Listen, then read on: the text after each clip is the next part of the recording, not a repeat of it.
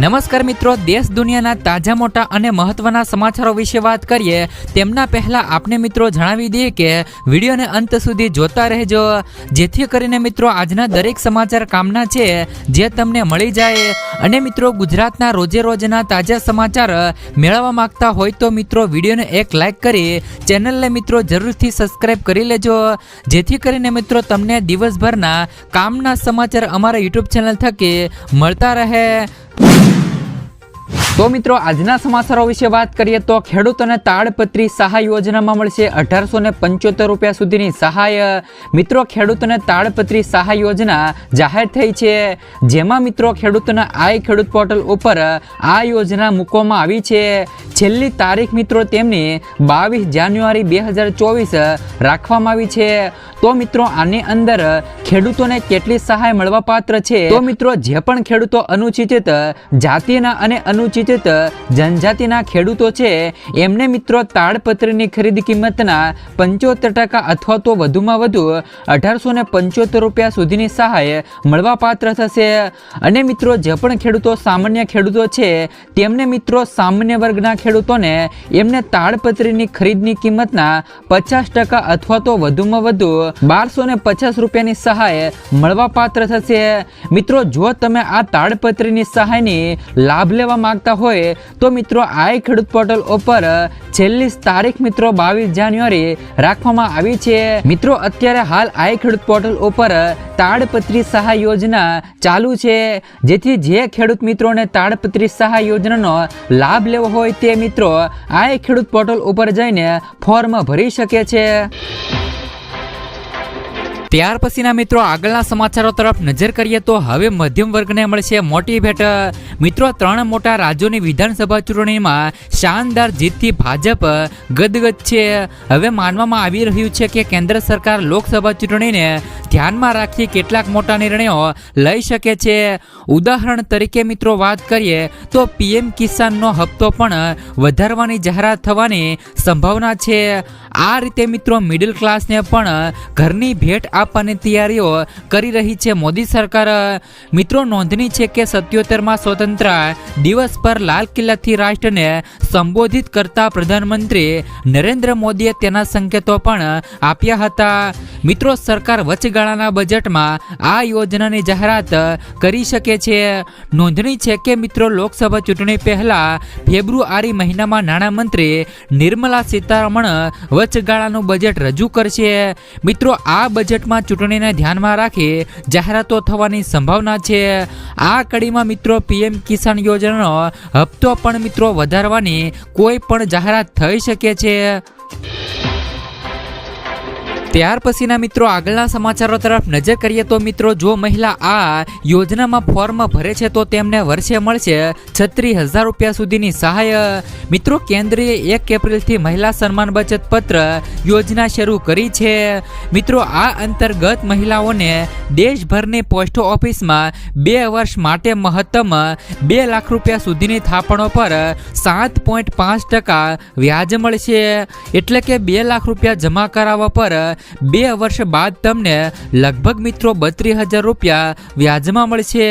1 વર્ષ પછી મિત્રો જમા કરેલા નાણાંના 40% સુધી તમે રકમ ઉપાડી શકો છો. મિત્રો આ ખાતું ખોલાવતી વખતે નિશાન કે ડેમો વખતે એક સામટી રકમ જમા કરાવવી પડશે. ત્યાર પછીના મિત્રો આગળના સમાચારો તરફ નજર કરીએ તો રત્ન કલાકારોના પ્રશ્નો કોંગ્રેસ રજૂ કરશે.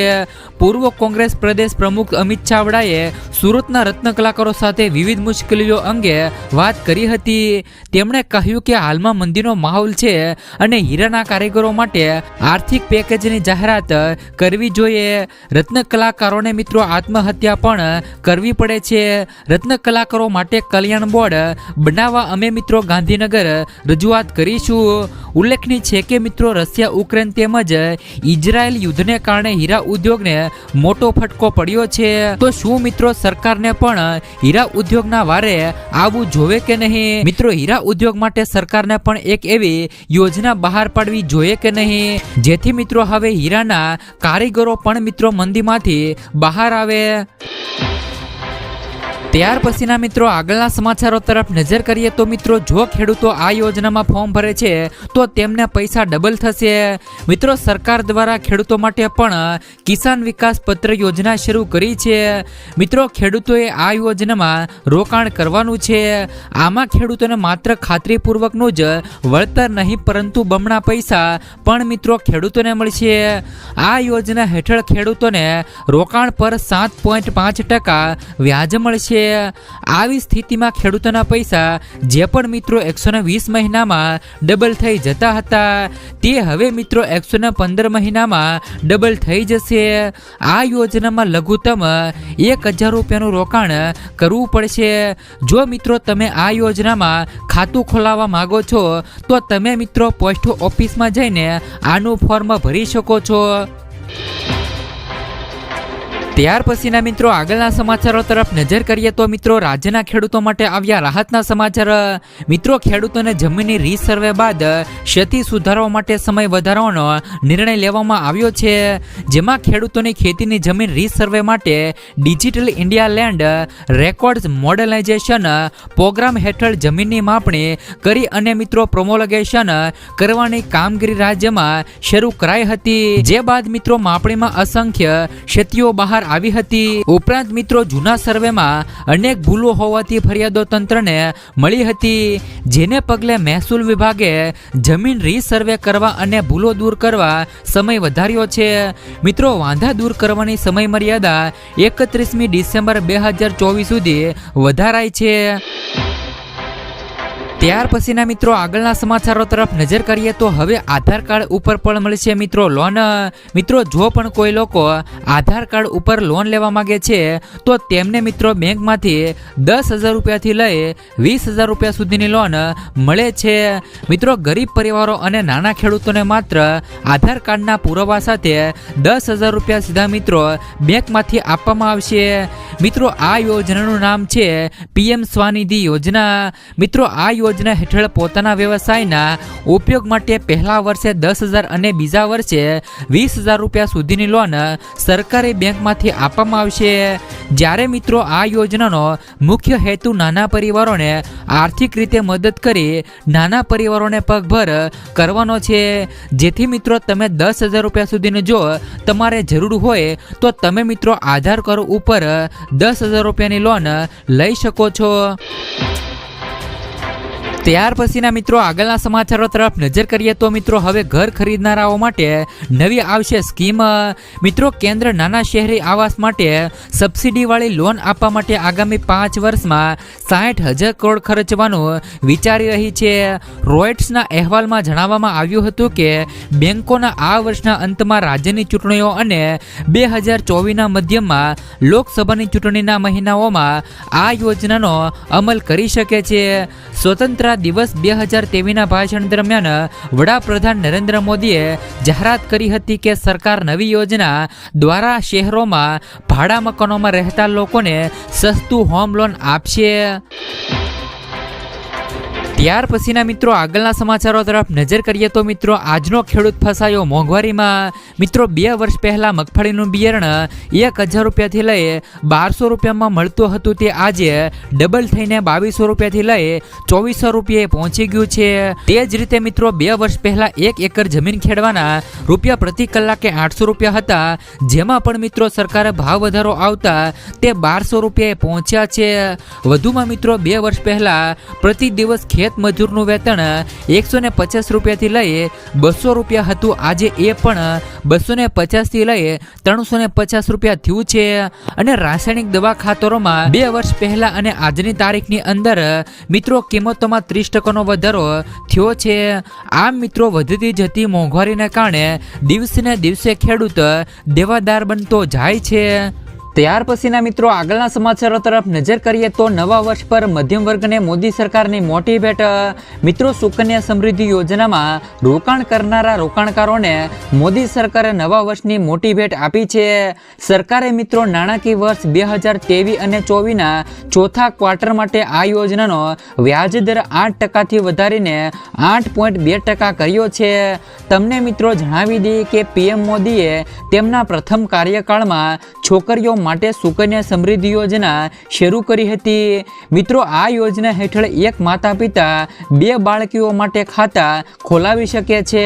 ત્યાર પછીના મિત્રો આગળના સમાચારો તરફ નજર કરીએ તો મિત્રો ખેડૂતોને સીએમ ભૂપેન્દ્ર પટેલની મોટી ભેટ। મિત્રો ખેડૂતોને ખેતરમાં પાણી વાળવા હવે રાત્રે ઉજાગરા નહીં કરવા પડે। મોડાસા ખાતે મિત્રો યોજાયેલા એક કાર્યક્રમમાં સીએમએ મિત્રો ડિસેમ્બર 2024 સુધીમાં ખેડૂતો મિત્રો રાતને બદલે દિવસે વીજળી આપવાની જાહેરાત કરી હતી। રાજ્યમાં છેલ્લા ઘણા સમયથી ખેડૂતો મિત્રો દિવસે વીજળીની પણ માંગ કરી રહ્યા હતા, કારણ કે મિત્રો રાતના સમયે ખેતરમાં અનેક મુશ્કેલીઓનો સામનો પણ કરવો પડતો હોય છે, જેને ધ્યાનમાં રાખી આ નિર્ણય લેવાતા ખેડૂતોમાં ખુશીની લહેર જોવા મળી છે। જો કે મિત્રો હવે આ ખેડૂતોની માંગ ક્યારે પૂરી થશે એ તો હવે મિત્રો આવતા સમયમાં જોવાનું રહેશે। ત્યાર પછીના મિત્રો આગળના સમાચારો તરફ નજર કરીએ તો 450 રૂપિયામાં ગેસનો બોટલ ક્યારે મળશે?